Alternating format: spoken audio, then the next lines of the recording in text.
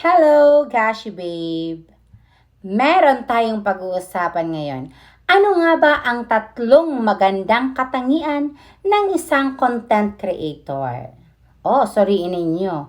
Alin dito ang meron kayo? Ang una, dapat kayo ay mayroong creativity. Ano nga ba itong creativity? So, dapat ang isang content creator ay magaling sa kahusayan sa pagbuo ng mga bagong idea at konsepto na makapagbibigay inspirasyon at kagalakan sa kanilang mga manonood. Ang pangalawa ay ang kahusayan sa komunikasyon.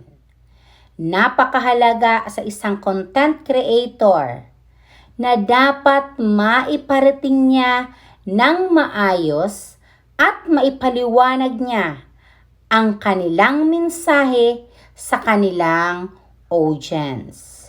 Dapat magaling siya sa halimbawa sa pagsulat o kaya naman sa pagsasalita o kaya naman sa pagsasalin ng kanilang idea sa iba't ibang paraan.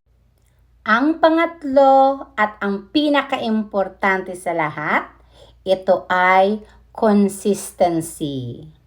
So, dapat araw-araw mayroon kang output na ipapakita sa iyong audience.